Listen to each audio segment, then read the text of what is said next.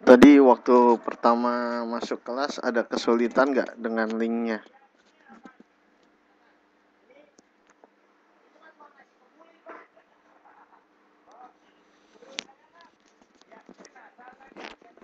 Soalnya saya sempat salah bikin link.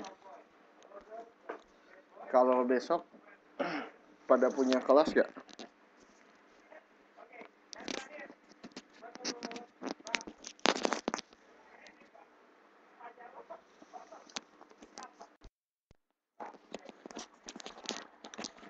Kalau besok ada kelas nggak? Kelasnya kosong nggak?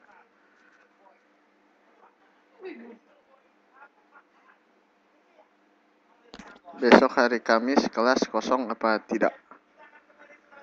Ada yang ngajar nggak di kelas? Nggak, besok Kamis. Nggak, bukan Jumat, Kamis. Kamis ada yang kosong nggak? Ya boleh deh, kalau nggak Kamis Jumat. Ada yang kosong nggak? Antara Kamis atau Jumat.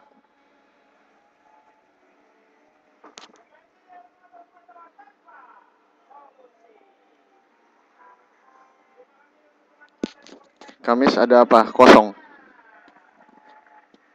Kamis kosong atau isi? Coba yang kosong yang mana?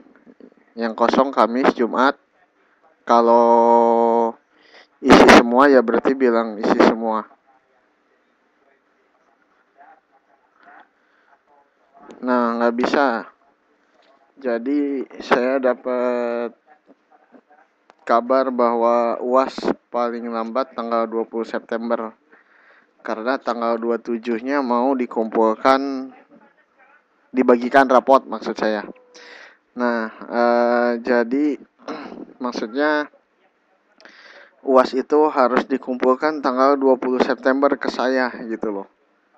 Atau selambat-lambatnya sebetulnya tanggal 22, tanggal 22 September gitu. Soalnya saya kan butuh waktu untuk merisah. Nah, kalau misalkan UASnya hari Minggu terus dikumpulkan Senin malam, emangnya pada sanggup?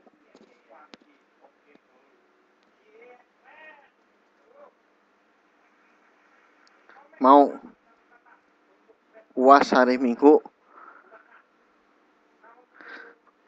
UAS hari Minggu, Senin malam dikumpulin, mau?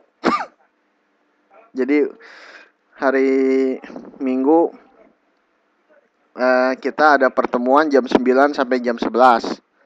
Udah gitu langsung saya kasih UAS, Senin harus bisa ngumpulin semuanya.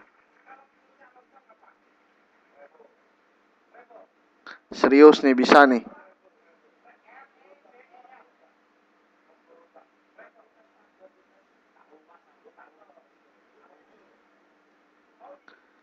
Serius nih, bisa nih. Kalau misalkan jangan saya, ya itu dia masalahnya. Nggak bisa 2 hari. Jadi hari Senin malam harus bisa dikumpulin. Nah, makanya kalau misalkan nggak bisa, sekarang nanti malam UAS aja. Materinya sampai materi yang sekarang.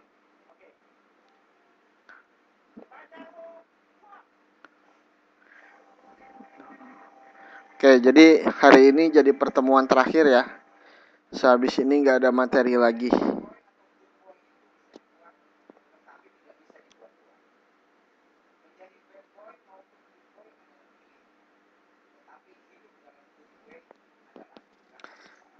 UASnya hari ini, nanti dikumpulkannya Minggu malam. Jadi waktunya cukup panjang, maksud saya gitu. Rabu, Kamis, Jumat, Sabtu, Minggu malam paling telat dikumpulin ke saya.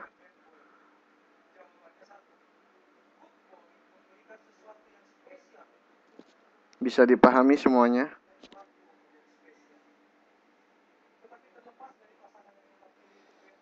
Nah, jadi ada satu materi lagi yang ketinggalan berarti ya. Karena pertemuannya kurang. Nah, materi ini akan saya sampaikan di semester yang akan datang ya. Materinya gampang kok, cuman tentang populasi penduduk ya. Populasi penduduk. Cuman apa ya, teori aja kok. Yang terakhir, bab terakhir.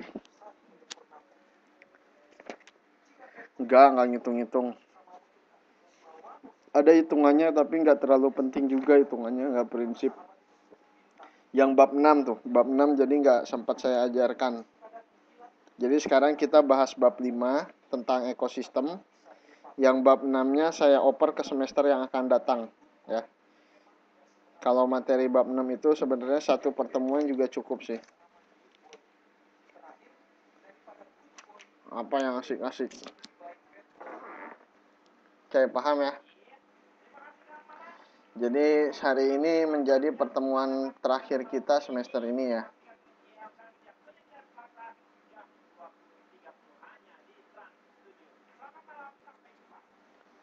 Oke, yang kemarin tentang azas Black juga tidak akan saya uaskan karena pemahamannya belum menyeluruh. Jadi tentang pemuaian dan kalor aja yang masuk nanti uas ya.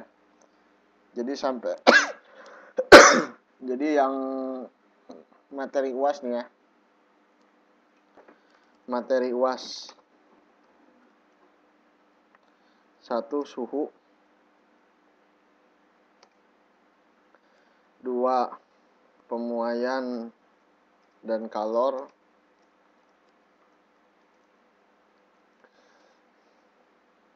Ini mencangkup sekalian review sedikit ya. Suhu ini konversi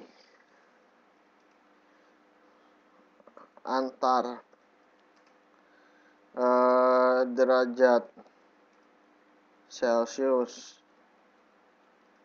Reaumur, Kelvin, sama Fahrenheit.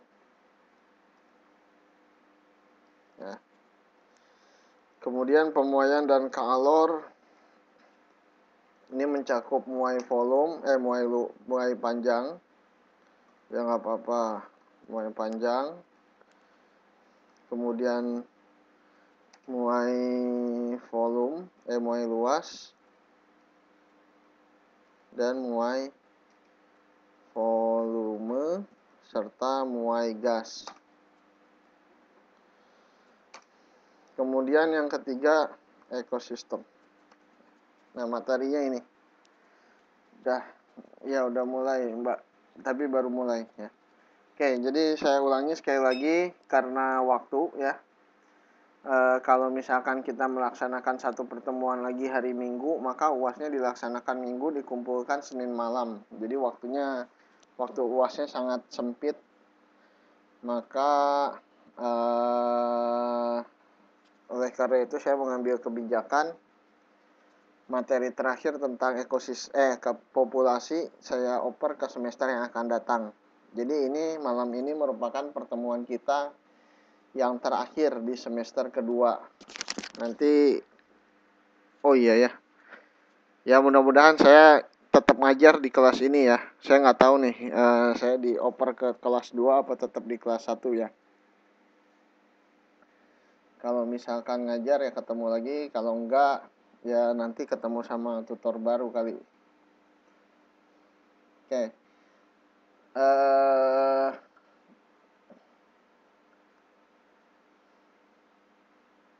Makanya jadi apa namanya?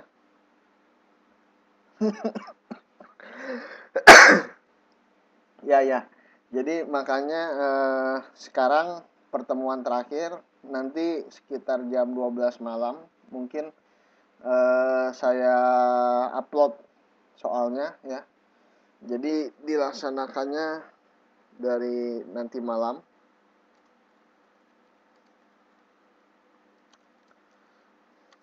Soal saya bagikan,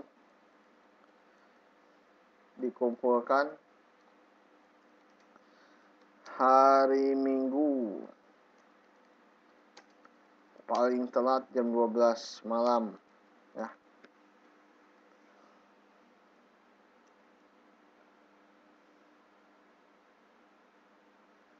Ya, oke kalau gitu. Jadi gitu ya, nanti malam soal saya bagikan dikumpulkan hari Minggu jam 12 malam. Oke, gitu kira-kira kondisinya. Jadi waktunya cukup nggak terlalu mepet ya.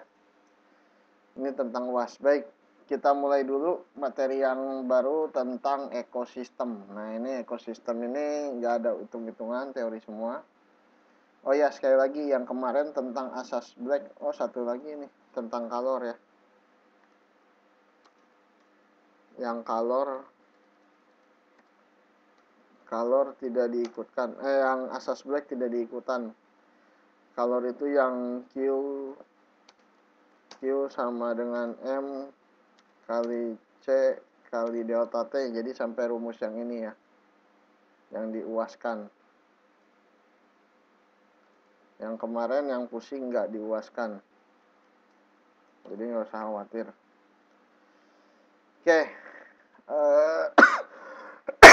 baik, kita belajar tentang ekosistem.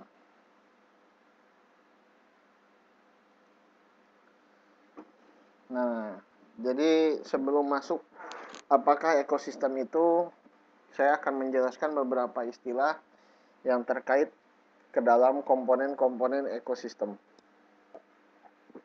Yang pertama, individu. Jadi individu ini adalah merupakan makhluk hidup tunggal, komponen paling kecil dari sebuah ekosistem ya. Contohnya apa? Seekor citah. Nah, ini individu ya. Kemudian yang kedua, populasi. Nah, sekumpulan individu berkumpul, jadi kan biasanya ya citah berkumpul sesama citah gitu kan. Gajah sama gajah, jerapah sama jerapah. Nah, kumpulan-kumpulan individu sejenis itu disebut dengan populasi ya.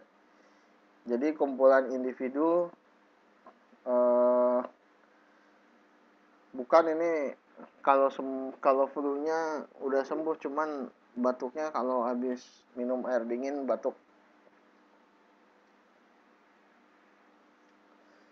Sama kalau terlalu banyak ngomong batuk, gatal. Ada di buku. Halaman 56. Buku halaman 56.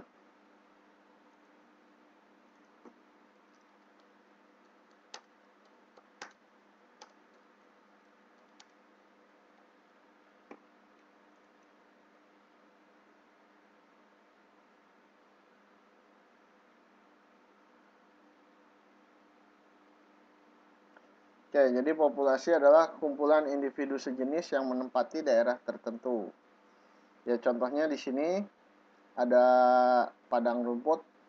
Di sini terlihat ada sekumpulan populasi dari kuda zebra, kemudian ada populasi dari gajah ya.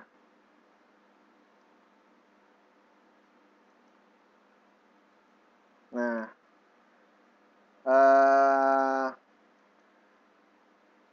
jumlah individu sejenis dalam satuan luas tertentu disebut dengan kepadatan populasi. Jadi kalau misalkan dalam satu areal, umpamanya 1 kilometer, 1 hektar padang rumput, di sana ada 10 kuda zebra umpamanya. Nah, kepadatan populasinya berarti ada 10 kuda zebra di dalam 1 hektar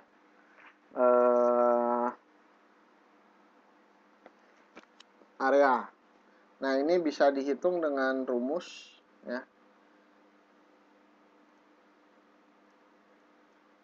D sama dengan N per A. Rumusnya sederhana, gampang. Dimana N itu sama dengan N itu sama dengan jumlah individu sejenis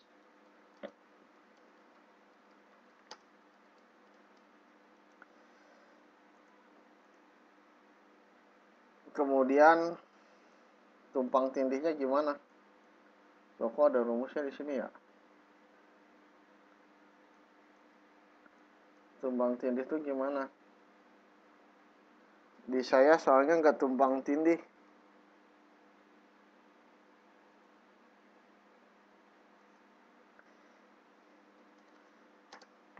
luas daerah. Yang mana yang tumpang tindih?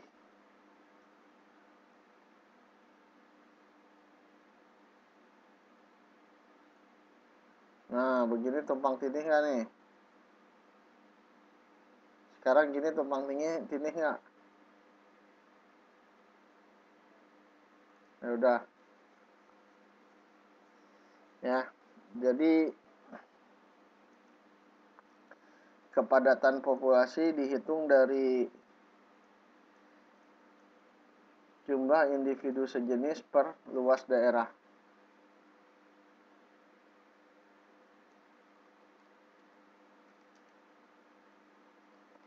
Saya rasa tidak perlu dikasih contoh soal, itu ada di mana? Di buku ya, halaman 57. Jadi suatu kebun yang luasnya 200 meter persegi terdapat 12.000 ekor bekicot. Nah, kepadatannya berapa? Jadi 12.000 dibagi 200 sama dengan 60 ekor per meter persegi. Kalau dipikir-pikir ngeri juga ada bekicot. 1 meter persegi ada 60 biji.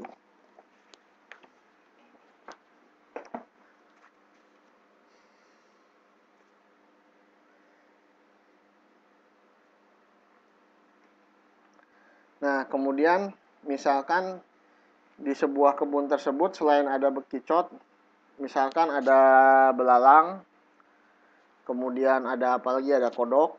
Nah, jadi ada populasi bekicot, ada populasi belalang, ada populasi kodok. Nah, maka mereka akan membentuk perubahan populasi dulu.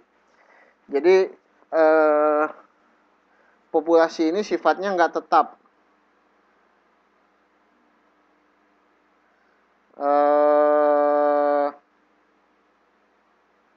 Populasi ini sifatnya tidak tetap. Kenapa?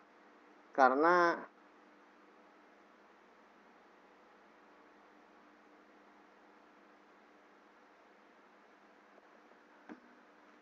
ada beberapa faktor yang menyebabkan populasi ini bisa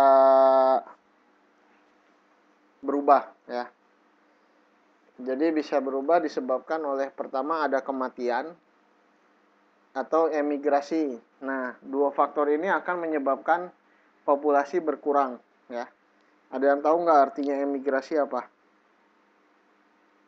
Emigrasi artinya apa? Ada yang tahu nggak?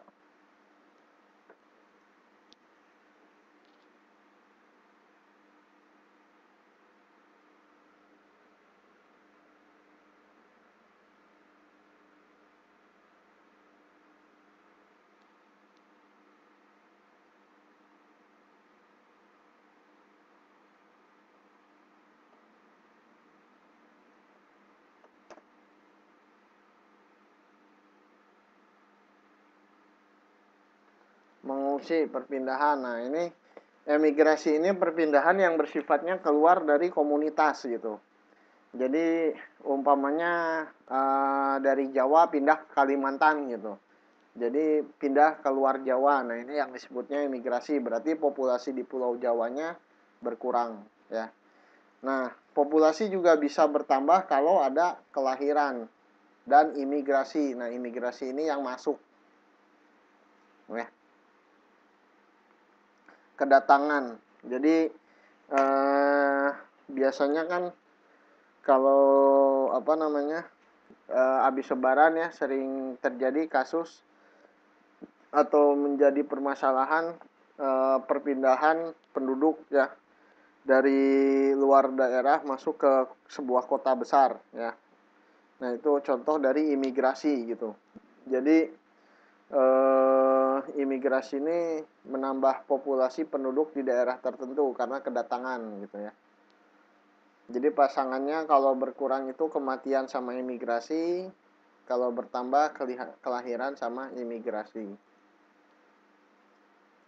Nah, jadi kalau misalkan ada sekelompok atau populasi bekicot, populasi katak, kemudian ada populasi belalang, dia hidup di daerah yang sama ya. Nah, hewan-hewan tersebut akan membentuk sebuah ini Hewan-hewan tersebut akan membentuk sebuah komunitas ya.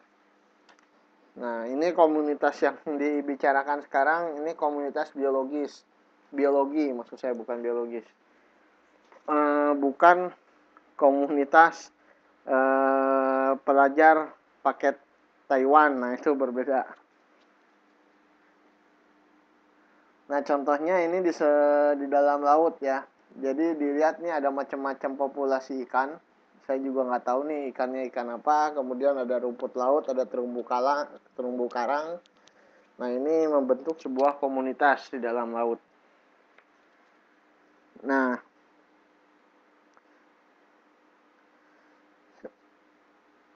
itu yang sifatnya hidup semua gitu ya.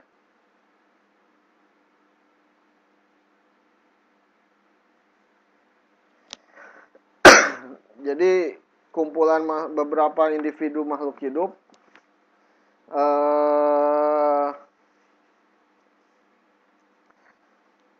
itu akan membentuk sebuah komunitas. Nah, sedangkan sebuah komunitas nanti di dalam makhluk hidup itu di dalam area hidupnya akan terlibat atau berinteraksi dengan komponen-komponen tidak hidup ya. Seperti apa? Udara, air, tanah ya. Nah, itu membentuk sebuah ekosistem. Jadi komponen ekosistem ini terdiri dari dua. Pertama komponen biotik ya. Kedua ya, komponen biotik ini adalah semua makhluk hidup yang berada di dalam ekosistem. Nah, kemudian ada komponen abiotik. Kalau biotik itu makhluk hidup, berarti abiotiknya itu yang benda tidak hidup. Nah, pertanyaan saya, masih pada ingat nggak yang termasuk makhluk hidup itu apa saja? Pelajaran semester kemarin.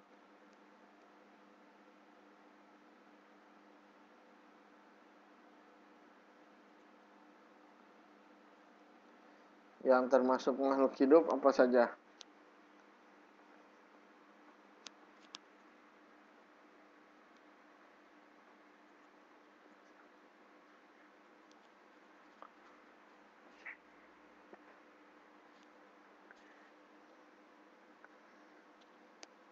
Pada lupa semua ini yang masuk makhluk hidup apa aja? Halo, apa suara saya nggak kedengeran?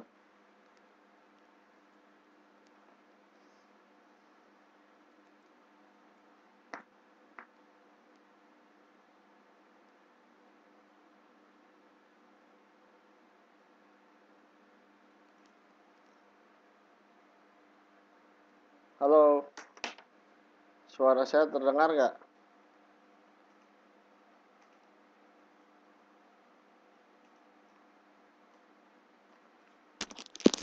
Halo,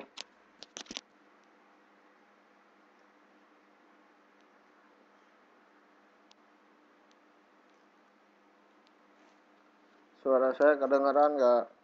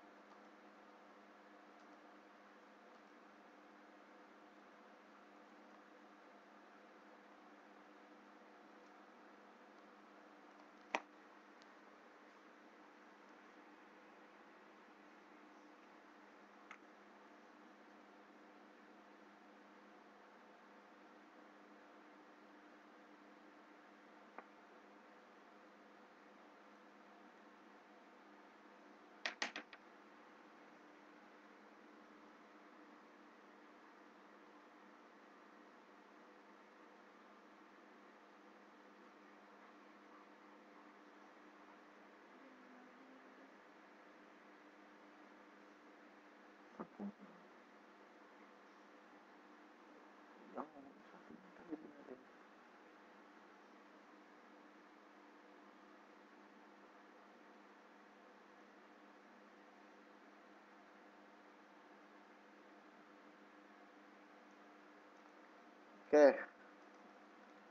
saya logout dulu.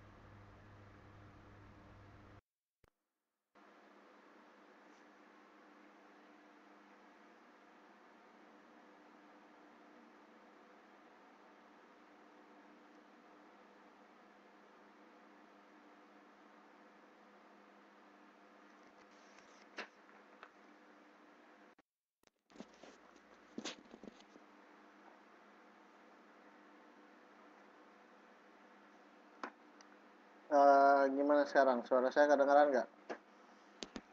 Tes, suara saya kedengaran nggak?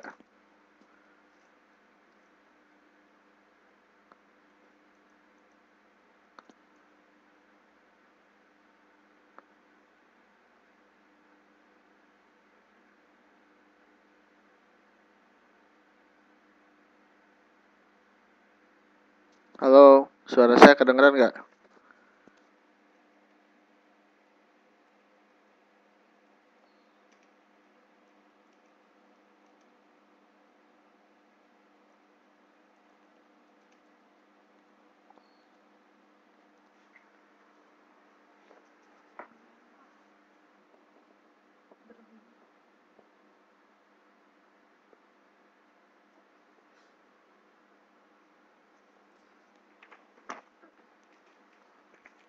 Oke, baik.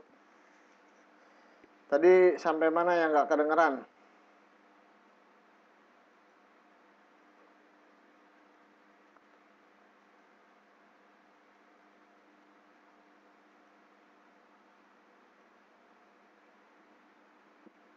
Oke, komponen ya.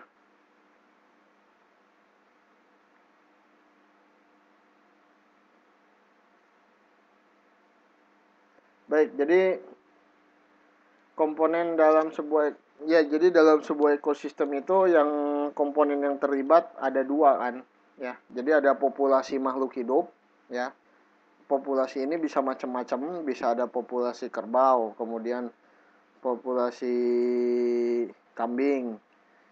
Nah, kemudian di sana juga ada ada unsur-unsur lain yang tidak unsur-unsur lain yang sifatnya tidak hidup ya. Jadi komponen ekosistem ini dibagi menjadi dua. Yang pertama komponen biotik ya. Komponen biotik adalah komponen yang tidak hidup, yang hidup ya, komponen makhluk hidup. Jadi semua makhluk hidup yang berada di dalam ekosistem disebut dengan komponen biotik. Kemudian komponen abiotik ya. Nah, komponen abiotik komponen abiotik ini adalah sebaliknya ya. Yaitu komponen ekosistem yang terdiri dari semua benda tak hidup. Nah, sekarang pertanyaan saya, yang termasuk makhluk hidup itu apa saja? Masih ingat gak?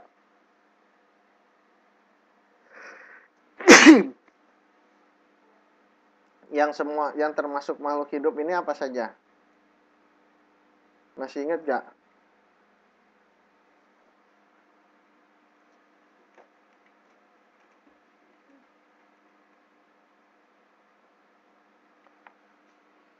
tumbuhan, manusia, terus apa lagi? Cuma 2.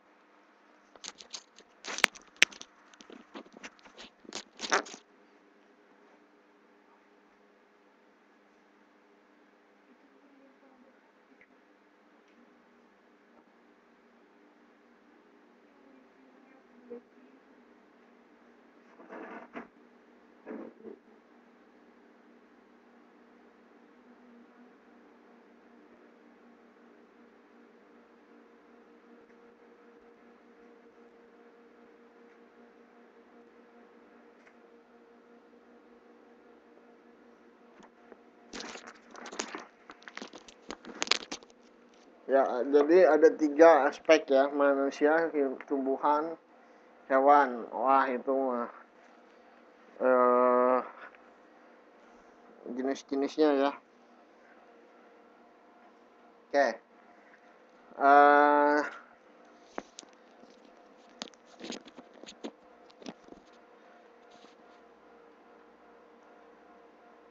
Nah, komponen biotik, kita bicara tentang komponen biotik.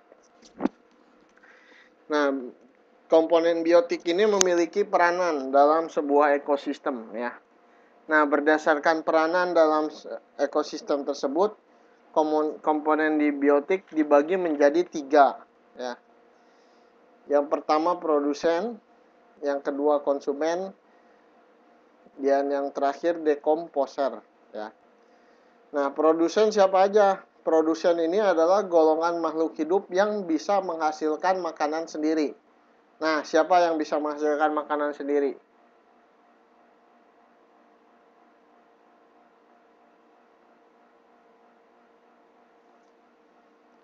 Tumbuhan ya. Jadi tumbuhan ini bisa memasak makanan sendiri ya dengan proses namanya apa? Proses tumbuhan untuk memasak makanan namanya proses apa?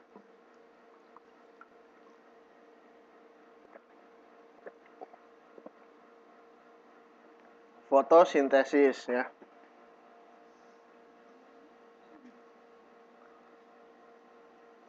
Nah, kemudian yang kedua konsumen. Nah, konsumen ini sebaliknya ya. Jadi ini adalah kelompok makhluk hidup yang tidak dapat membuat makanan sendiri ya. Nah, siapa aja komponen makhluk hidup yang tidak membuat makanan sendiri? Ya, semua binatang ya. Semua binatang dan beberapa tumbuhan yang tidak bisa berfotosintesis. Ada nggak tumbuhan yang tidak bisa berfotosintesis?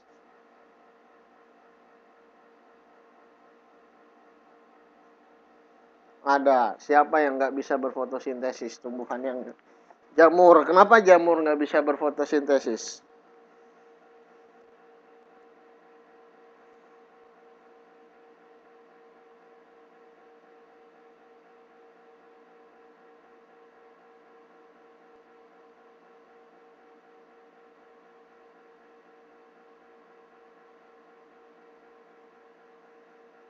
Karena tidak punya klorofil. Jadi tumbuhan yang masuk ke dalam kelompok konsumen adalah tumbuhan berklorofil. Sedangkan tumbuhan yang tidak berklorofil, dia termasuk ke dalam tumbuhan yang memiliki klorofil termasuk ke dalam golongan produsen. Sedangkan tumbuhan yang tidak termasuk ke dalam yang tidak memiliki klorofil termasuk ke dalam golongan konsumen ya. Karena dia harus mencari makanan dari tumbuhan inangnya ya. Nah, posisi yang terakhir adalah dekomposer ya. Apa itu dekomposer? Ada yang tahu nggak?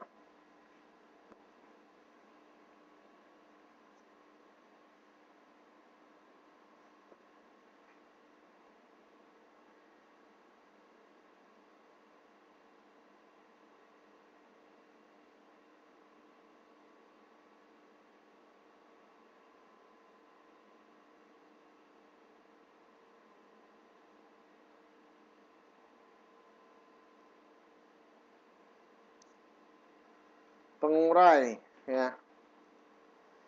Jadi kelompok makhluk hidup yang bertugas menguraikan kembali zat-zat makanan yang terdapat pada makhluk hidup yang telah mati. Ya. Itu decomposer. Nah, komponen biotik juga dibagi berdasarkan cara memperoleh makanannya, ya. Ada dua. Yang pertama organisme autotrof dan organisme heterotrof. Kalau autotrof ini siapa yang bersifat autotrof?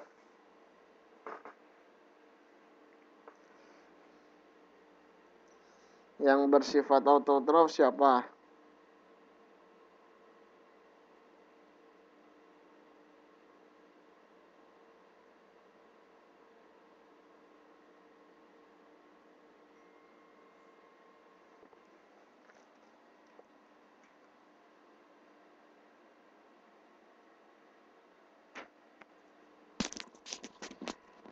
Tumbuhan berklorofil, ya. Masih pada ingat, alhamdulillah. Nah, kemudian bagaimana hubungan mereka, ya? Hubungan antar komponen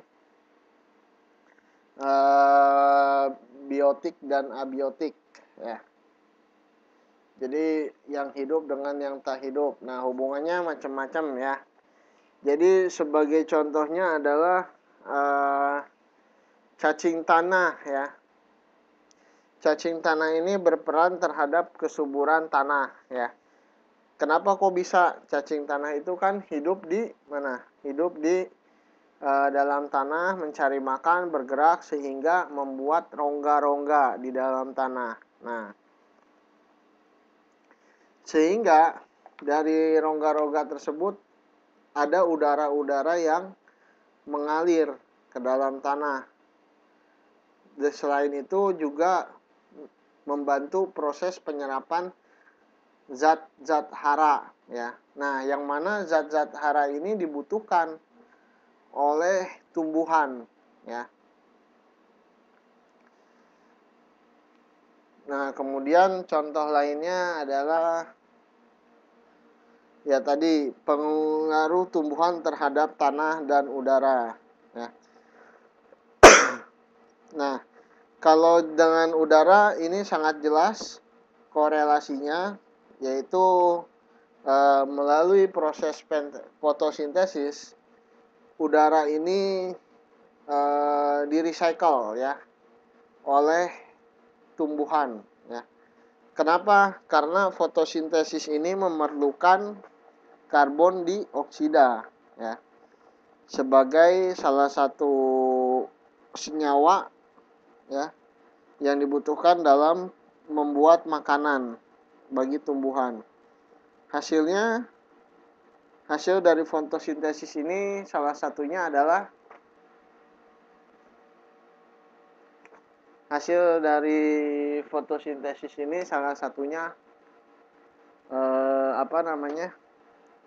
oksigen, yang mana oksigen ini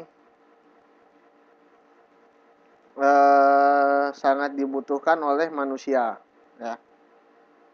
Nah, itu terhadap udara. Nah, bagaimana terhadap tanah? Peran tumbuhan terhadap tanah apa coba?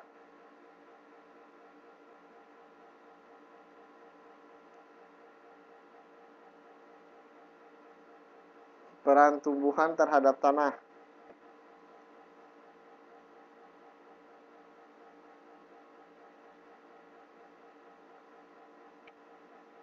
Menyerap air sehingga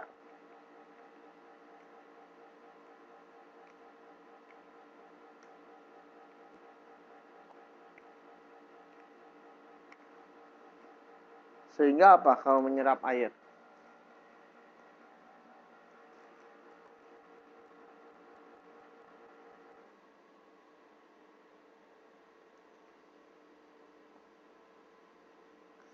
Sehingga tidak terjadi longsor. Betul, itu salah satunya.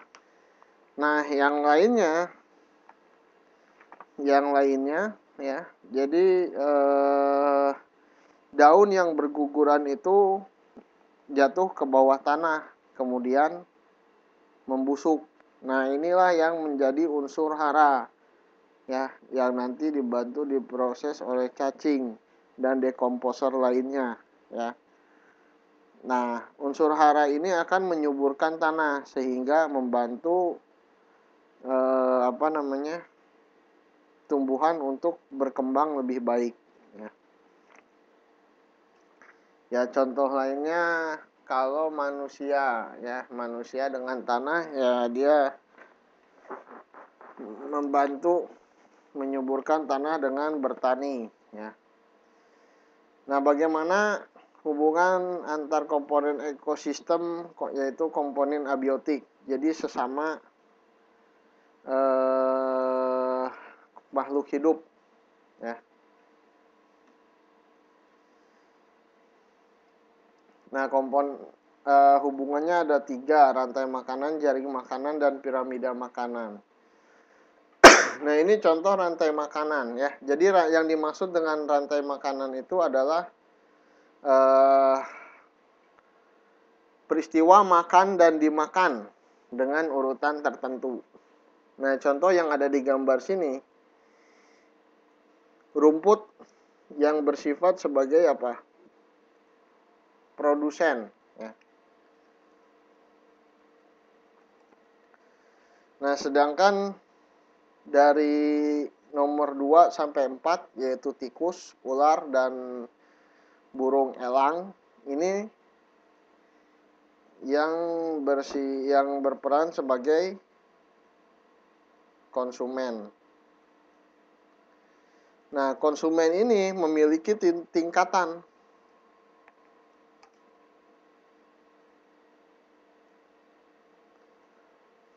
Konsumen ini memiliki tingkatan, ya.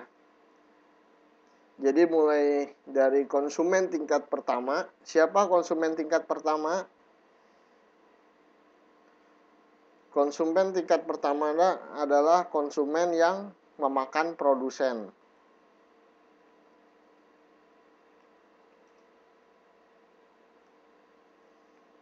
Tingkat 1, ya, yang memakan produsen. Kemudian konsumen tingkat 2. Apa itu konsumen tingkat 2? Ya, konsumen tingkat 2 adalah konsumen yang memakan konsumen tingkat 1.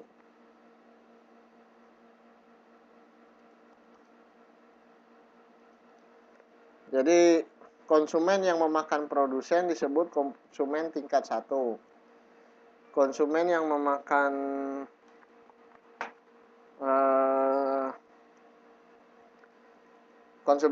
produsen, konsumen tingkat 1, konsumen yang memakan konsumen tingkat 1, konsumen tingkat 2, dan seterusnya, ya. Nah, di sini jadi elang ini jadi konsumen tingkat 3.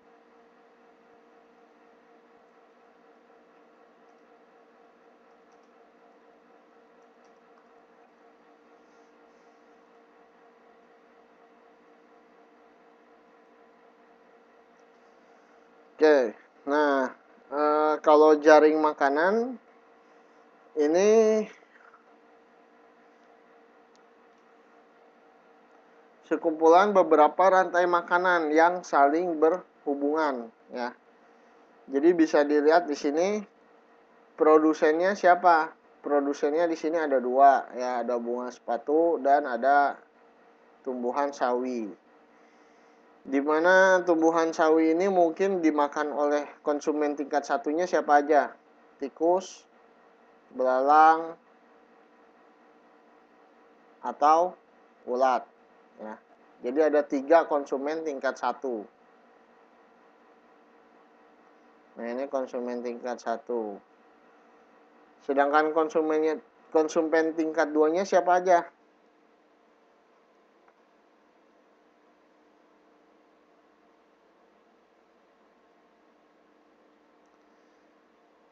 Konsumen tingkat 2-nya bisa katak, ya. Katak. Kemudian burung pipit, ya. Dan elang ini elang bisa konsumen tingkat 2, bisa konsumen tingkat 3 juga. Kalau dia makan tikus, berarti dia konsumen tingkat 2. Kalau dia makan katak, dia konsumen tingkat 3. Kalau belalang dia nggak suka, ya. Dia nggak suka belalang.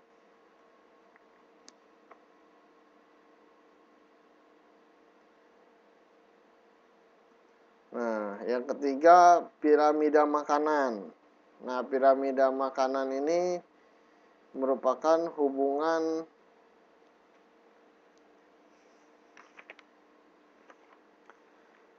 komposisi rantai makanan yang makin ke atas jumlahnya makin kecil, ya.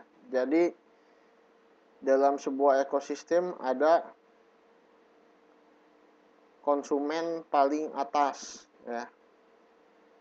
Kalau di laut ini contohnya ikan hiu, ya. Jadi yang paling atas ini dimakannya sama siapa? Kan kalau ini krustacea.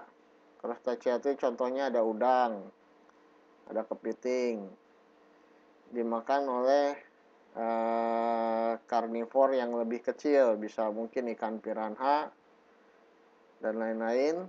Nah, kemudian yang karnivor lebih kecil ini dimakan predator utama, ikan hiu. Nah, kalau ikan hiu dimakan siapa?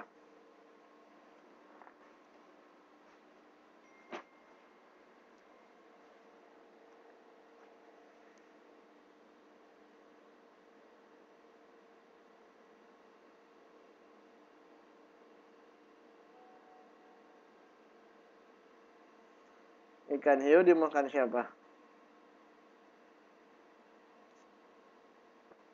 Dimakan orang.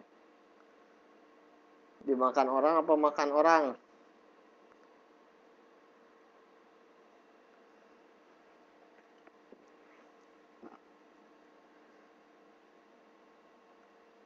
Nah, ikan hiu ini ada dua kemungkinan, ya. Ya bisa dipancing, dikonsumsi manusia,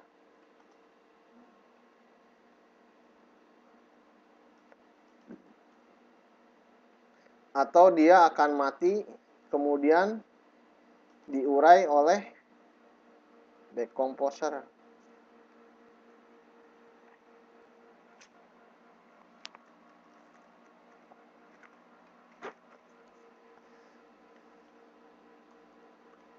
Ya, akan mati atau diurai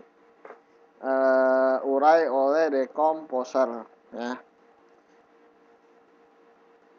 Jadi justru yang besar-besar ini matinya sama yang kecil.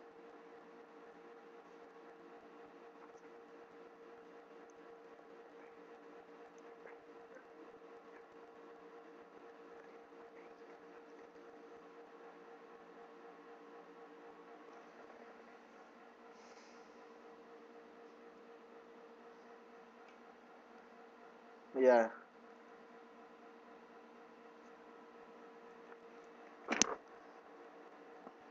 Nah, hubungan-hubungan tadi, hubungan makan-memakan ini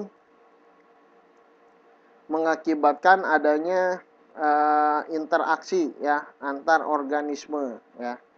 Nah, pola interaksi antar organisme antar individu ini, ya, ada 3 macam.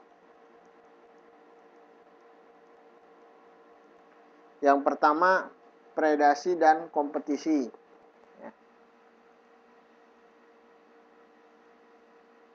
Yang kedua, simbiosis, dan yang ketiga, antibiosis. Nah, predasi dan kompetisi. Predasi dan kompetisi ini adalah predasi adalah hubungan makan dimakan antar konsumen, ya.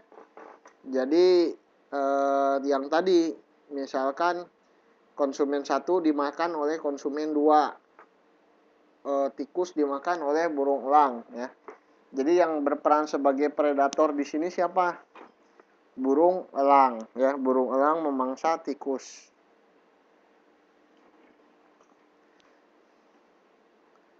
Nah, kemudian akibat adanya interaksi predasi ini terjadilah sebuah kompetisi ya.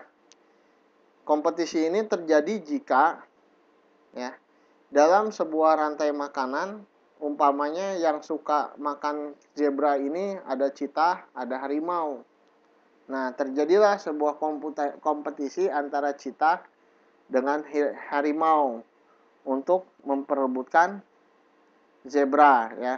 Tapi diperebutkannya bukan untuk dinikahin, tapi dimakan ya. Jadi kompetisinya kompetisi makan memakan ya.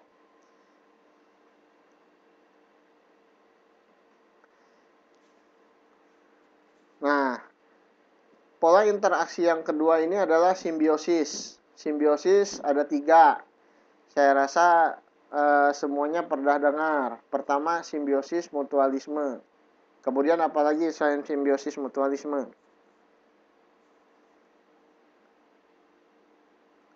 Mutualisme ini gimana? Kalau simbiosis mutualisme itu kayak apa? Artinya apa kalau simbiosis mutualisme?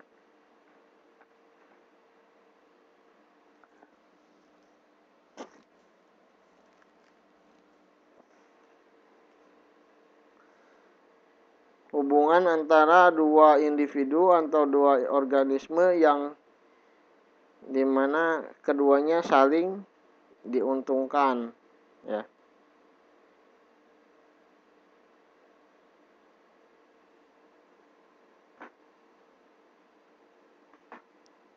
Jadi saling menguntungkan.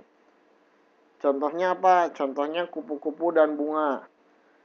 Kenapa saling menguntungkan kupu-kupu dengan bunga?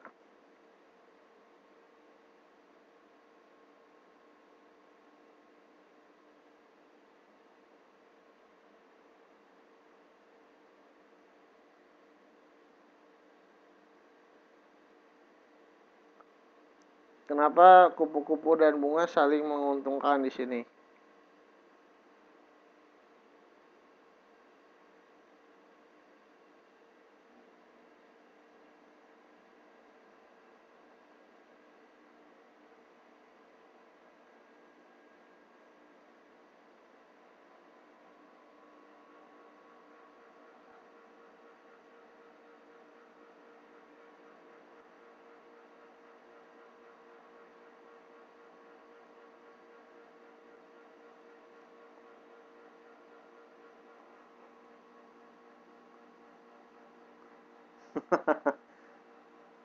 Kupu-kupu dapat madu ya. Jadi kupu-kupu makan madu.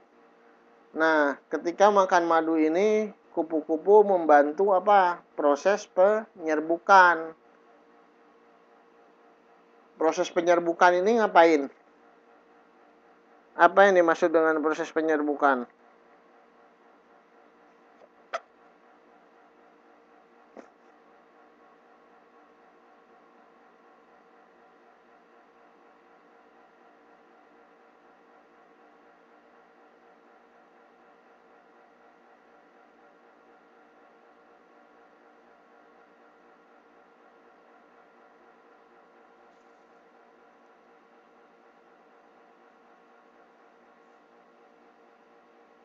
Buat reproduksi tumbuhan ya. Jadi proses penyerbukan itu adalah proses terjadinya jatuhnya benang sari ke kepala putik ya. Jadi itu adalah alat kelamin dari tumbuhan ya, bunga. Jadi kupu-kupu mengambil madu, sedangkan karena ada datangnya kupu-kupu,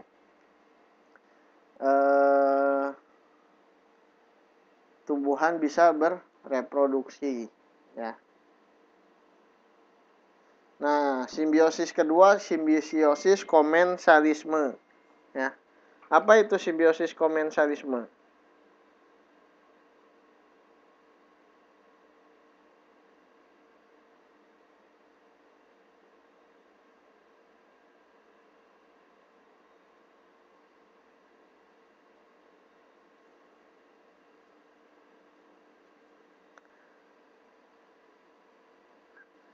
untung dan rugi yang tidak menguntungkan satu pihak. Jadi kalau komensalisme ini yang satunya diuntungkan, yang lainnya tidak dirugikan.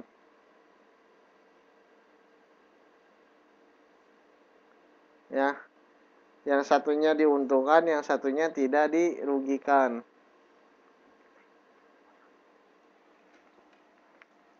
Contohnya apa?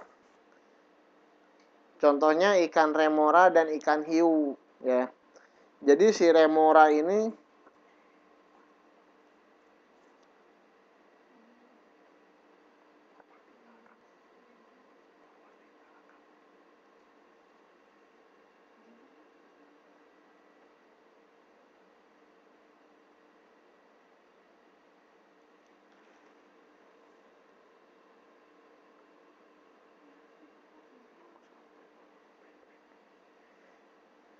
jadi dimakan hiu, populasi jadi berkurang, salah. Jadi si ikan remora ini suka ngekor di ikan hiu. Nah, akhirnya apa? Akhirnya si ikan remora ini kebagian sisa-sisa makanan ikan hiu.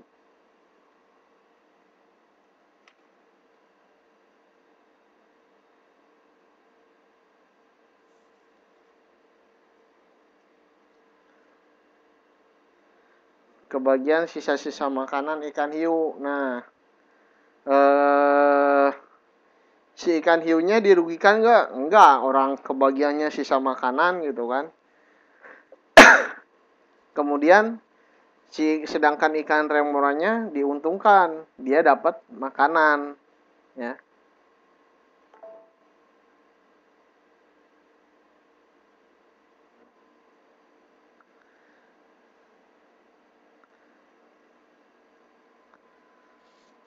Anemon laut itu apa?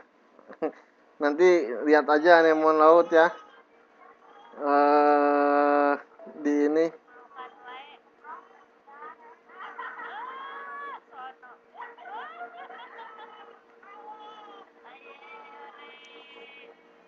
Ya. Nah, itu anemon laut itu sejenis benalu. Benalu itu kayak apa ya? Seperti jamur. Nah, simbiosis yang terakhir adalah simbiosis parasitisme, ya. Nah, kalau parasitisme ini apa?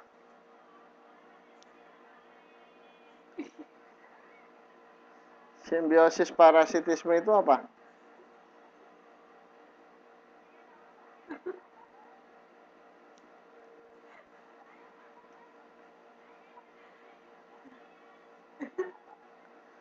Untung dan rugi, ya. Yang satunya diuntungkan, yang satunya dirugikan, ya.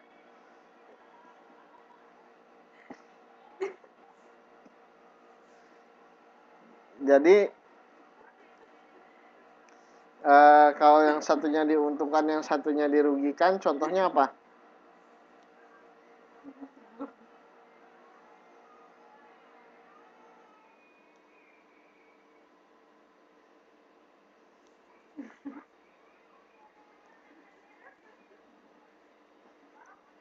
Cacing di perut. Datang ke rumah orang, ikut makan. Ngabisin makanan.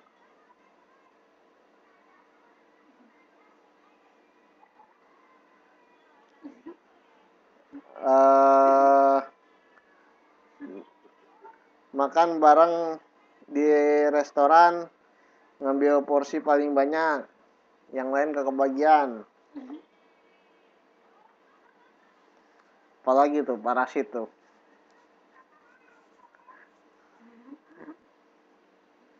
Jadi contohnya bunga bangkai dan tumbuhan inangnya. Jadi bunga bangkai itu pasti tumbuh di samping tumbuhan lain gitu. Nah, terus ngapain dia? Nah, si bunga bangkai ini nggak bikin makanan sendiri. Dia menyerap unsur-unsur hara yang ada di tumbuhan inangnya gitu ya.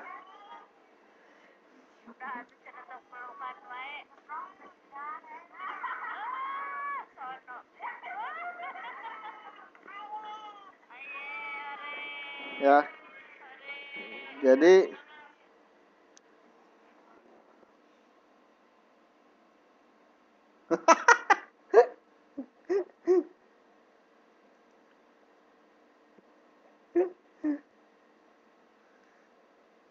wah ini kalau Pak dilihat rekaman video ini bisa ribut ini. Kacau.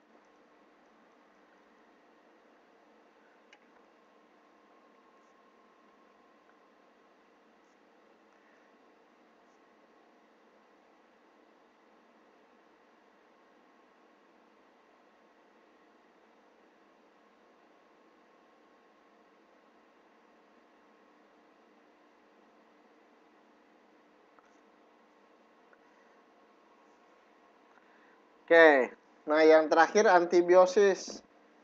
Ya, antibiosis itu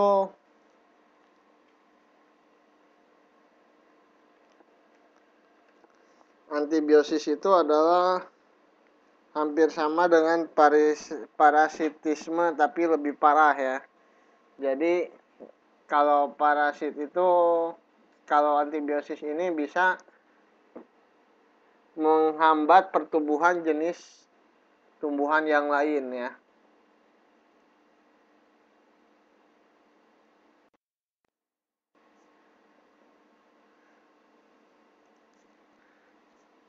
Oke.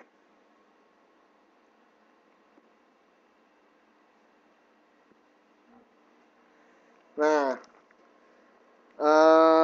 jadi dari sebuah ekosistem yang memiliki berbagai macam peran dan fungsi ya, itu akan berpengaruh atau akan sangat dipengaruhi oleh tingkat keanekaragaman hayatinya ya. Hayati di sini adalah semua makhluk hidup ya.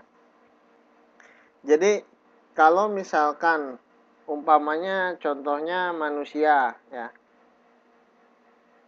di masa yang akan datang ya katakanlah sapinya, sekarang kita masih memiliki banyak pilihan kalau makan ya. Makan ayam, ada daging tuh makan ayam, makan sapi atau makan kambing. Tiba-tiba sapi sama kambing punah, sisa ayam. Nah kan bosen ya. Nah jadi faktor keanekaragaman hayati ini sangat mempengaruhi rantai makanan ya. Dimana kalau misalkan salah satu dari komponennya hilang, maka akan terjadi ketidakseimbangan ya. Contoh yang tadi di laut ya, umpamanya udangnya dipancingin sama orang ya sampai habis. Akibatnya apa? Udang ini merupakan konsumen tingkat 1 ya. Nah, konsumen tingkat 2 pun jadi terancam karena perilaku manusia yang menghabiskan udang ya. Oleh karena itu, keanekaragaman hayati di tingkat konsumen 1 ini sangat dibutuhkan. Ya, kalau misalkan udangnya udah tinggal sedikit, ya jangan makan udang, berhenti dulu makan udangnya. Ganti makan kepiting, umpamanya begitu ya. Kepitingnya habis, ya cari kerang gitu ya. Nah, tingkat keanekaragaman hayati ini yang paling sederhana atau yang paling kecil adalah tingkat keanekaragaman genetik ya. Jadi ya kalau Menteri Susi ini bagus kebijakannya ya. Misalkan dia nemukan nelayan nangkap lobster kebanyakan. Nah, lobsternya itu dibeli sama si Menteri Susi, tapi bukan buat dimakan. Dilepas kembali ke laut ya.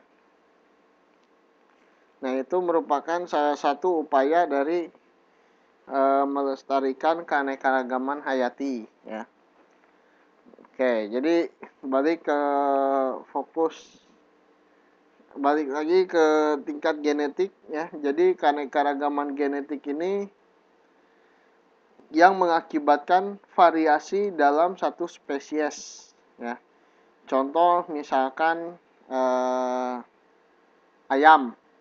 Nah, ayamnya ada ayam negeri, ada ayam kampung gitu kan. Nah, ini sama-sama ayam tapi karena genetiknya bervariasi jadi spesiesnya juga bervariasi ya. Jadi kita bisa mempunyai pilihan ya. Kalau ayam negeri kena banyak disuntik ya. Kalau ayam negeri itu kan tumbuhnya tidak alami ya. Jadi rasanya pun berbeda dengan ayam kampung ya. Nah, tingkat yang kedua adalah tingkat spesies. Nah, jadi ayam ini apa? Unggas ya. Kalau ayam punah gimana dong? Masih ada unggas yang lain ya. Kita bisa makan unggas yang lain seperti bebek ya.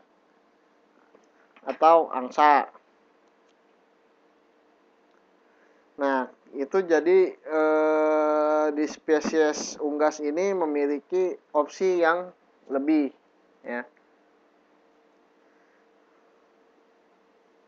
Nah, bisa juga makan burung dara. Kalau burung dara dagingnya liat, enakan bebek. Nah, kemudian tingkat ekosistem. Nah, ekosistem ini keanekaragaman yang menunjukkan variasi bentuk dan jenis bentang alam. Ya. Jadi ada 3 tingkat yang harus diperhatikan ya. Nah, kalau misalkan ini bisa dibudidaya atau dilestarikan, keanekaragaman ini dilestarikan, ini bisa memberikan manfaat kepada manusia ataupun makhluk hidup lainnya ya. Nah, apa saja manfaat dari keanekaragaman hayati ini?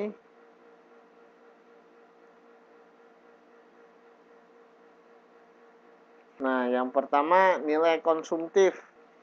Yang jelas memenuhi kebutuhan konsumsi manusia gitu ya. Ya bersyukur sampai saat ini mungkin yang sekarang udah nggak bisa, sesuatu yang dulu bisa dikonsumsi sekarang nggak bisa, itu telur penyu ya.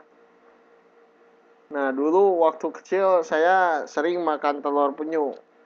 Tapi kalau sekarang sudah dilarang ya.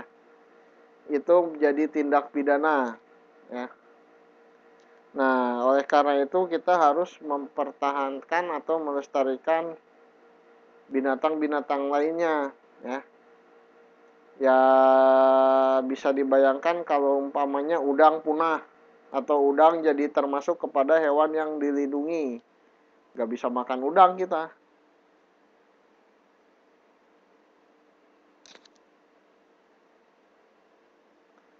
Nah, kalau gajah mau punah, gak dimakan sama kita gajah.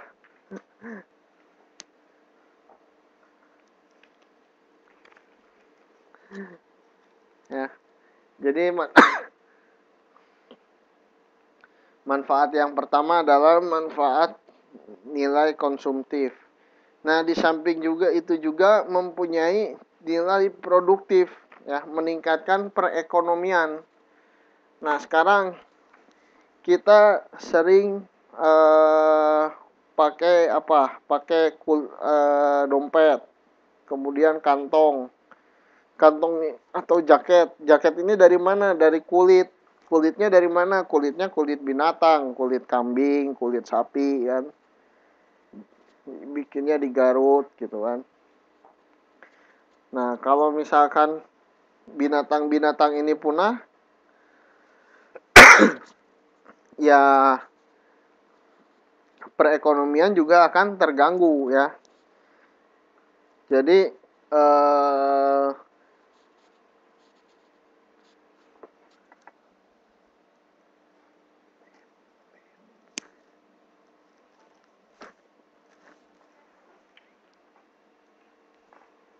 jadi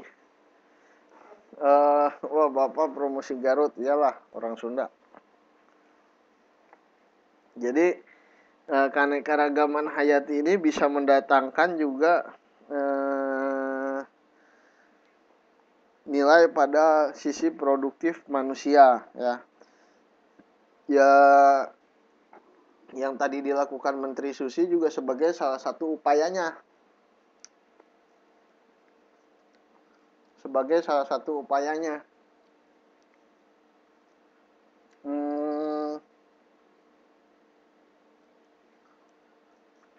Jadi kita ini punya 2/3 dari area Indonesia itu adalah lautan. Nah seharusnya dari jualan ikan pun kita udah bisa menghidupi negara gitu, membiayai pembangunan. Nah sampai sekarang ikannya sering dicuri orang. Mana tahu juga udang-udang yang kita makan di Taiwan asalnya dari Laut Jawa. Nah oleh karena itu sangat penting mempertahankan, melestarikan ekosistem laut kita ya.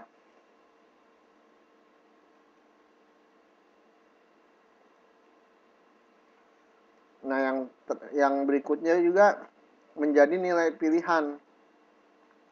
Nah ini seperti bebek ya. Jadi waktu dulu sempat saya pernah mau buka usaha ternak bebek ya. Kenapa? Karena saat itu bebek itu sedang booming. Ya khususnya di daerah saya di Bandung. Jadi kalau di daerah Surabaya atau Jawa Timur kayaknya bebek itu sudah jadi makanan konsumsi sehari-hari seperti halnya ayam. Tapi kalau di Bandung mungkin baru mulai 5 tahun yang lalu gitu. Jadi booming. Nah isunya waktu itu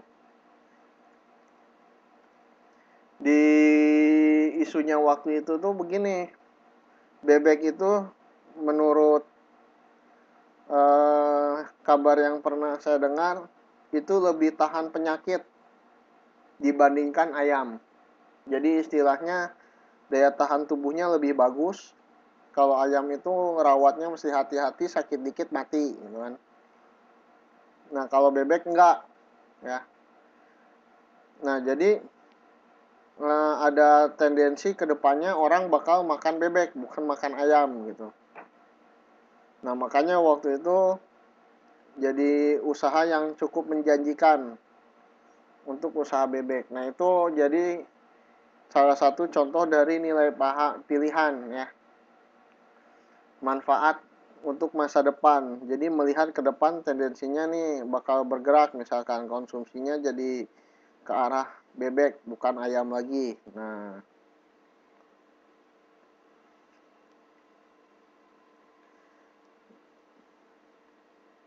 jadi dulu ya bebek nih ada usaha apa namanya, bebek pedagingnya, ada usaha bebek petelurnya. Kalau bebek telurnya itu dijual ke tukang martabak gitu kan.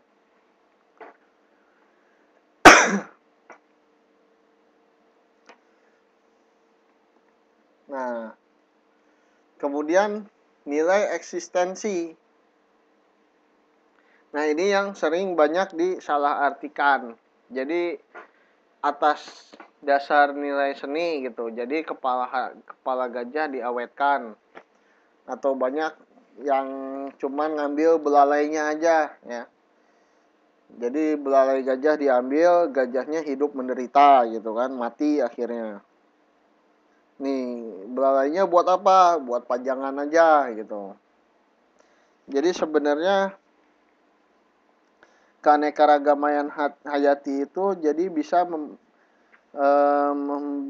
memberi sebuah nilai estetis ya, tidak hanya dari segi ekonomi saja gitu ya, nilai seni gitu. Cuman ini yang sering banyak disalahartikan.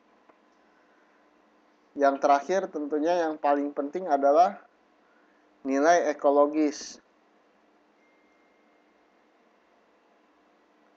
Nilai ekologis ya, yaitu berperan terhadap individu lain selain manusia. Yaitu yang tadi saya sebutkan ya. Jadi sangat penting untuk menjaga keseimbangan dari rantai makanan. Ya. Rantai makanan. Nah, ketika salah satu rantai makanannya hilang, maka akan terjadi ketidakseimbangan. Ya. Yang akibatnya dampaknya yang pertama terhadap alam. Nah, setelah alam yang merasakan akibatnya siapa ya? Kita sendiri gitu ya. Manusia. Jadi untuk menjaga keanekaragaman hayati ini berbagai upaya sudah dilakukan ya.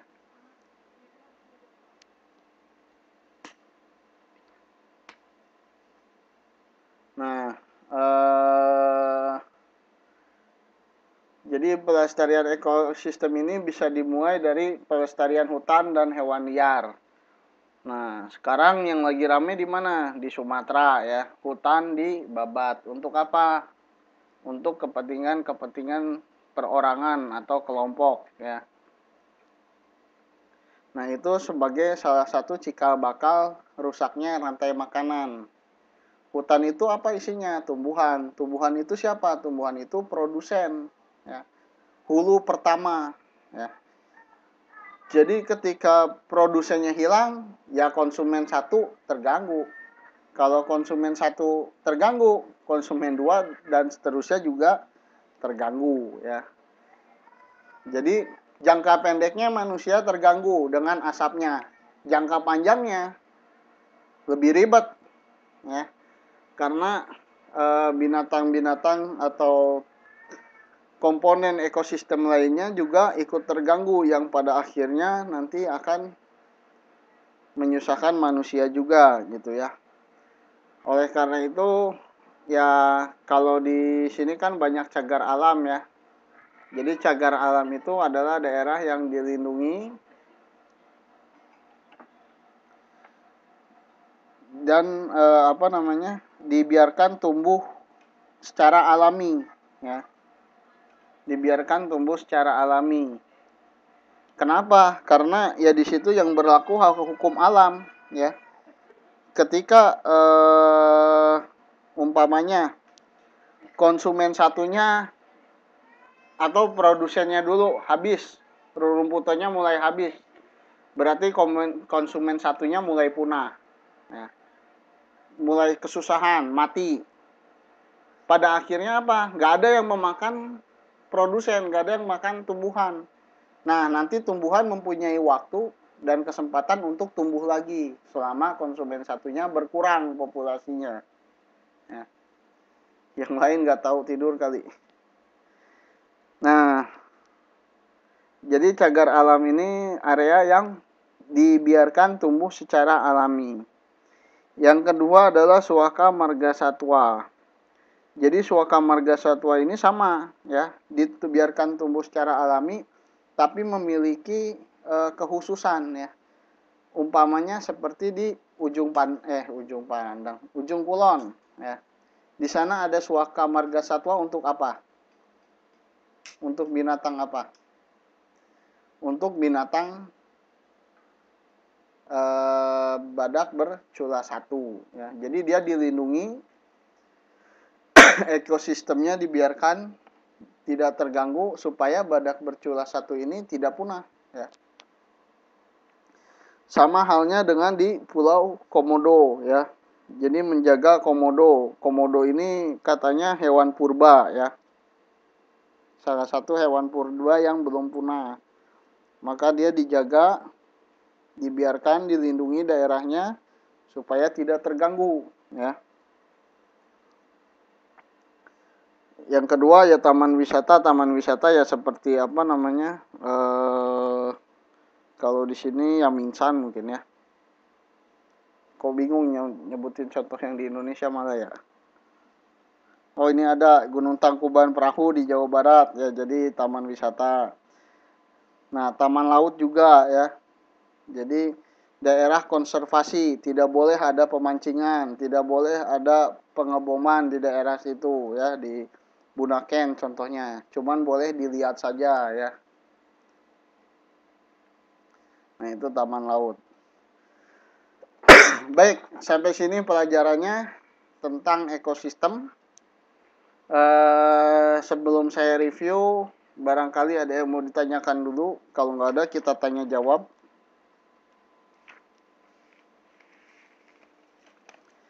Oke, kita tanya jawab dari apa namanya?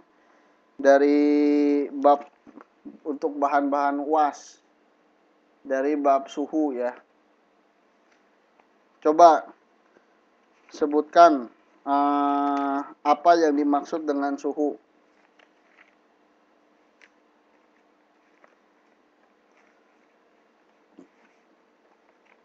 Apa dimaksud dengan suhu?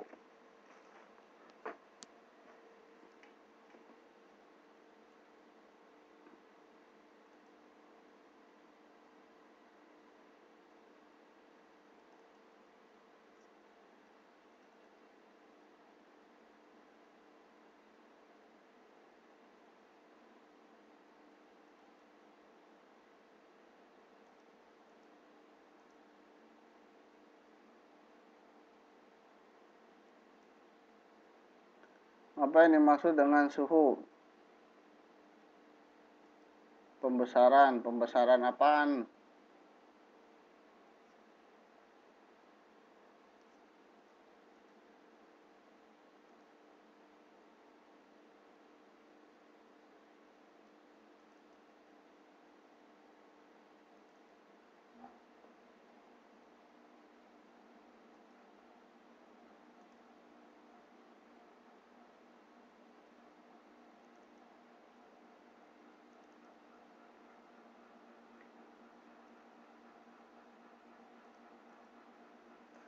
Suhu derajat panas suatu benda. Sip. Nah, suhu ini diukur oleh suatu alat. Alat apa itu? Nama alatnya apa? Termometer. Oke. Termometer ini isinya ada apa? Cairan apa namanya yang ada di dalam termometer? Air raksa. Selain air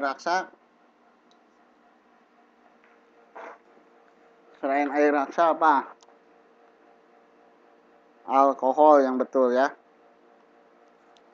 Nah, kenapa alkohol atau air raksa yang dipilih sebagai cairan di dalam termometer? Bukan air, bukan minyak, bukan bensin. Kenapa yang dipilih alkohol atau air raksa?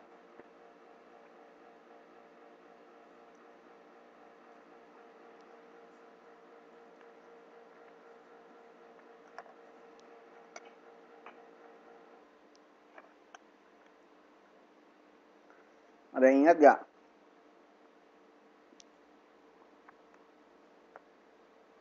Gak ada di buku nih. Nah, alasan yang pertama adalah karena tidak membasahi dinding termometer ya, sehingga memudahkan dalam pengamatan. Kemudian yang kedua adalah alkohol dan air raksa adalah cairan yang reaktif atau bereaksi dengan baik terhadap perubahan suhu, perubahan panas ya. Jadi begitu ada perubahan panas, reaksinya cepat, tidak menunggu waktu yang lama ya.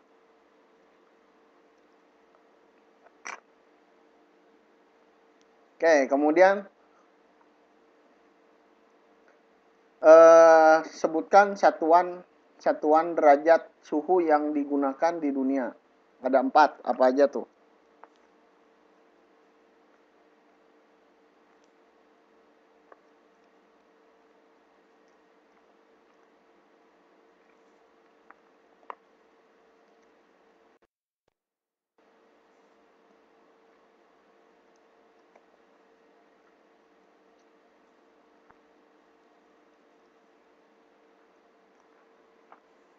Lupa lagi.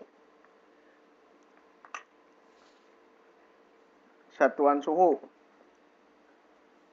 Ada inget gak?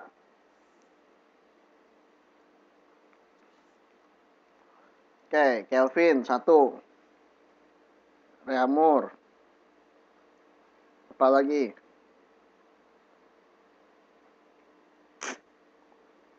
Celcius 1 lagi. Fahrenheit. Yang lain yang lupa sambil mencatat.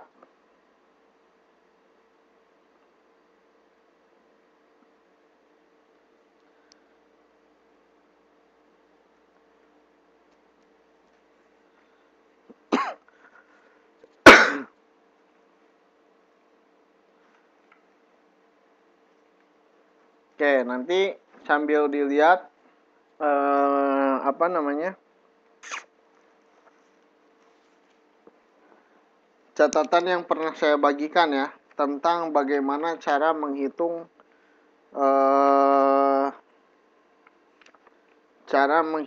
konversi dari Celcius ke Fahrenheit atau sebaliknya, kemudian Celcius ke Kelvin atau sebaliknya, Celcius ke Reaumur atau sebaliknya ya. Oke, tentang pemuaian. Tentang pemuaian kayaknya nggak usah direview, masih ingat kali ya.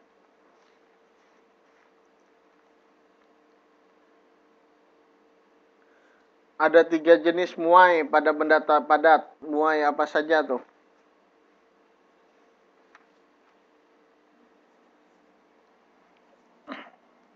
Ada 3 jenis benda pemuaian pada benda padat.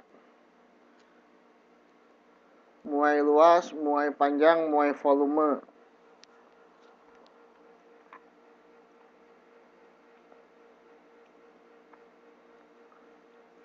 Kalau benda gas, kalau zat gas, yang terjadi pemuaian yang terjadi pada zat gas, muai apa?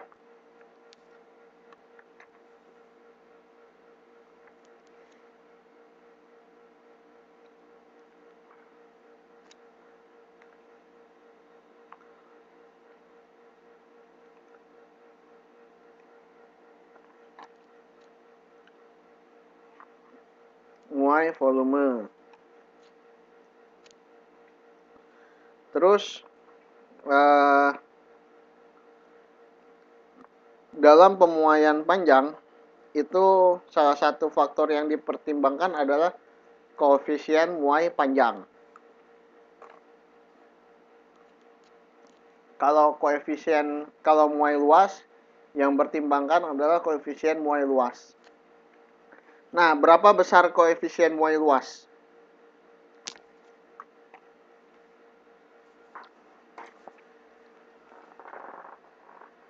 Berapakah besar koefisien muai luas? 2 kali alfa atau 2 kali koefisien muai panjang. Kalau besar koefisien muai volume, berapa?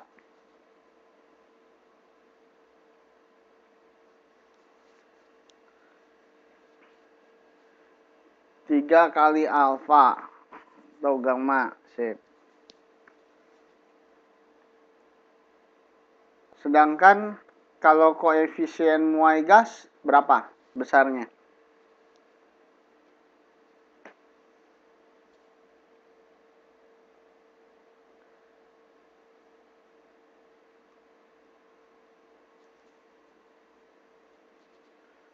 1/237. Oke.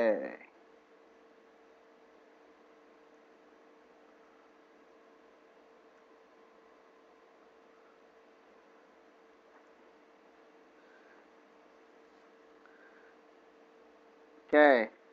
Kemudian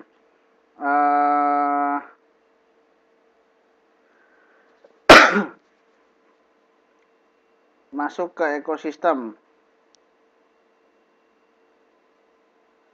Apa yang dimaksud dengan individu?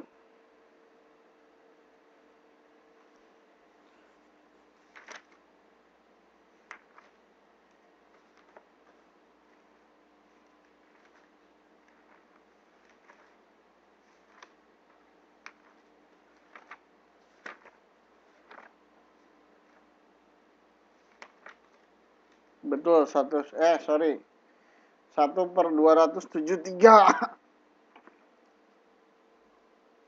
1/273 ya.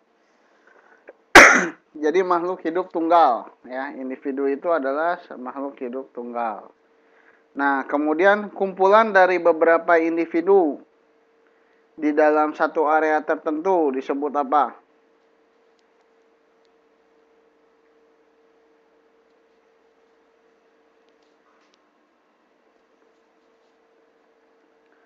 Populasi. Nah, kemudian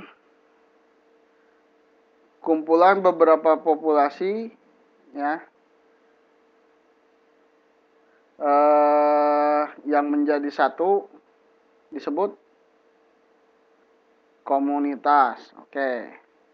Nah, komunitas ditambah dengan komponen-komponen tidak hidup seperti suhu, udara, air, tanah, dan lain sebagainya. Jadi apa?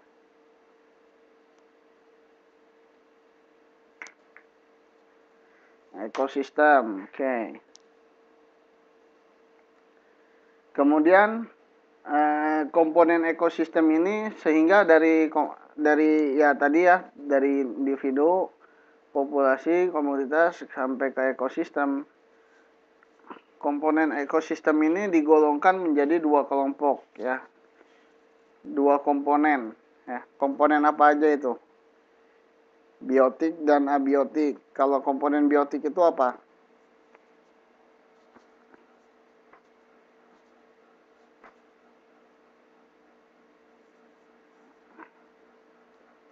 Makhluk hidup ya, binatang, tumbuhan, dan hewan. Binatang, tumbuhan, dan manusia. Nah, kemudian kalau komponen abiotik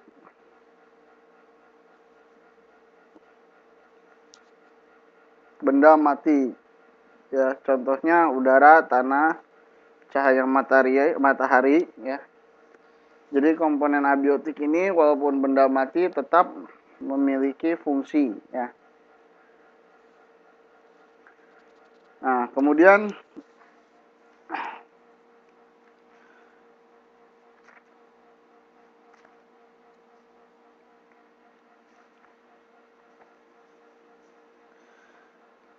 komponen biotik dan di dalam sebuah ekosistem terjadi interaksi antar komponen biotik. Salah satunya adalah rantai makanan ya. Rantai makanan ini dalam sebuah rantai makanan masing-masing organisme memiliki fungsi atau peranan masing-masing. Nah, sebutkan 3 peranan yang terdapat pada sebuah rantai makanan. Siapa aja itu?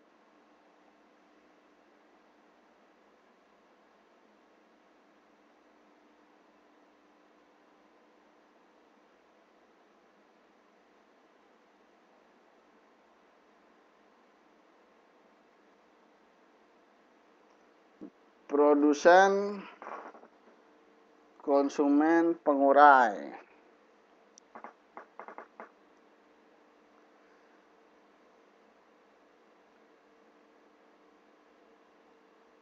Baik. Yang termasuk ke dalam produsen siapa saja?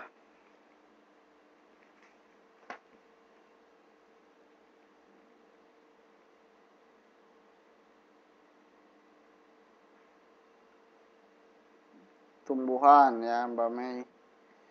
Tumbuhan yang bagaimana? Yang berklorofil ya. Contoh, nah iya saya lupa nggak ngejelasin ya. Dekomposer itu pengurai. Siapa itu dekomposer? Tahu nggak?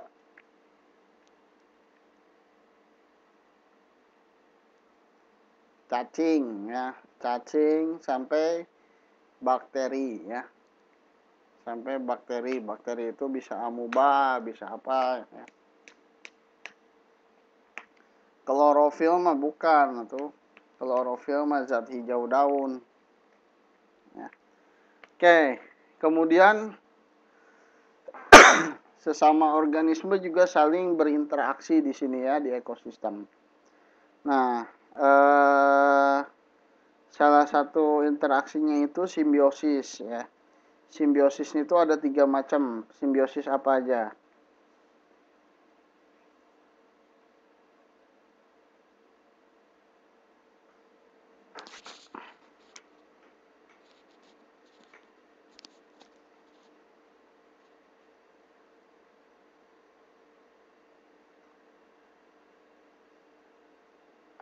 Mutualisme, terus apa lagi? Parasitisme, satu lagi apa?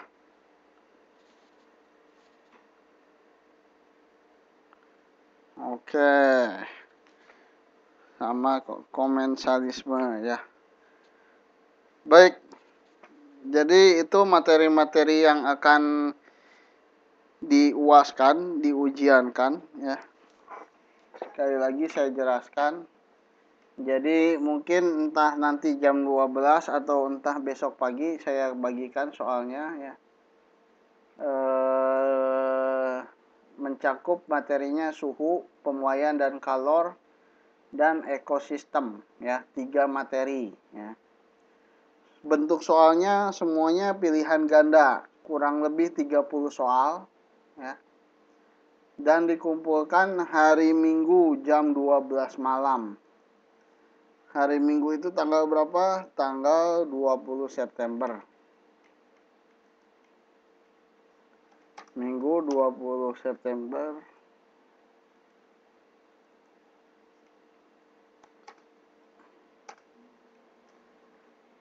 Nah, jadi seperti biasa dikumpulkan ke saya dalam bentuk JPG ya.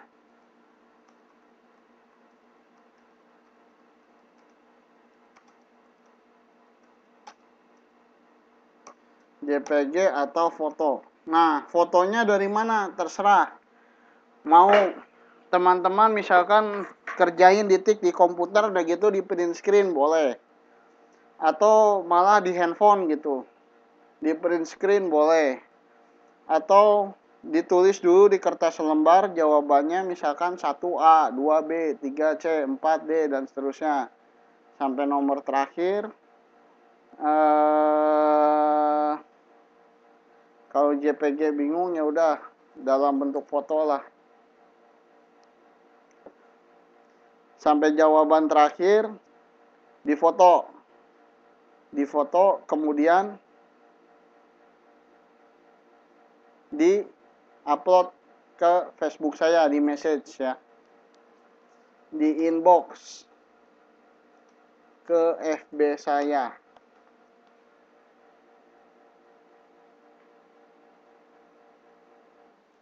Bisa dipahami?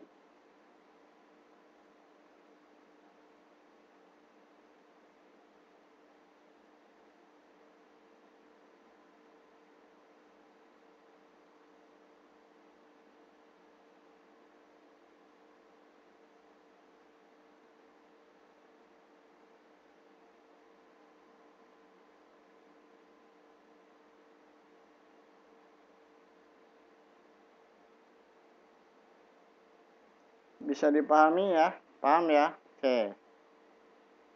Ada pertanyaan tentang pelaksanaan UAS?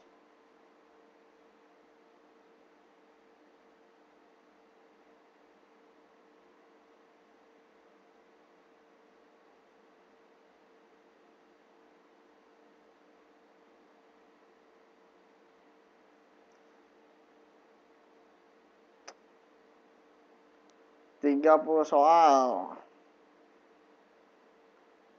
Nggak usah takut. Soalnya gampang-gampang.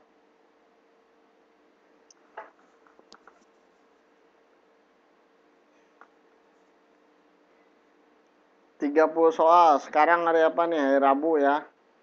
Kamis malam 10 soal. Jumat malam 10 soal. Sabtu malam 10 soal. Udah beres.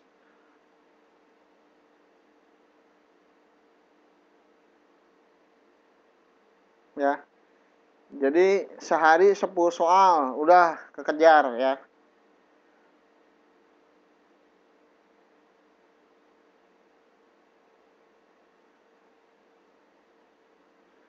Ya UAS bahasa Inggris.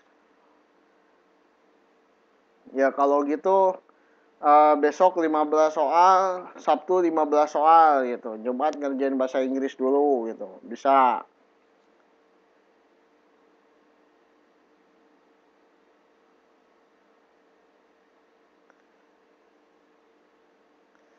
Pagi-pagi bangun tidur 7 soal misalkan. Siang lagi bengong 7 soal. Beres.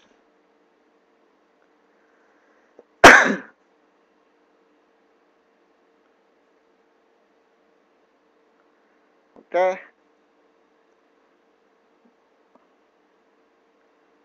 Ya.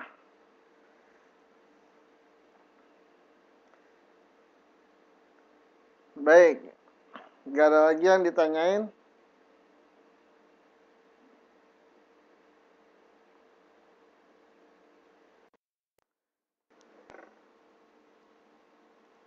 Gak ada lagi yang ditanyakan? Kalau nggak ada, saya cukupkan pertemuan hari ini dan juga pertemuan semester ini ya. Jadi semester ini sudah selesai. Alhamdulillah. Kita lihat nanti apakah nilainya ada kemajuan dari semester kemarin. Mudah-mudahan maju ya, naik. Udah jam 11 ini. Saya mesti nyiapin soal dulu. Nah, udah gitu mudah-mudahan kita semester depan bertemu lagi ya. Katanya sih awal Oktober sudah mulai semester depan ya.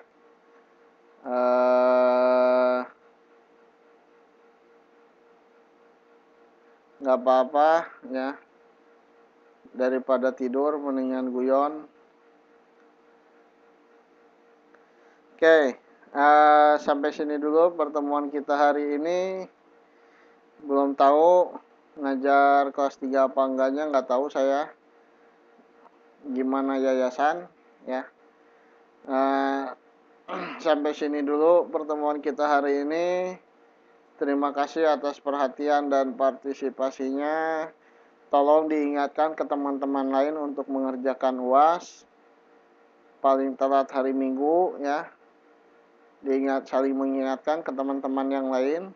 Terutama yang udah jarang nggak masuk ya. Yang masih mau mengerjakan UAS. Terima kasih. Wabillahi taufiq walhidayah. Assalamualaikum warahmatullahi wabarakatuh.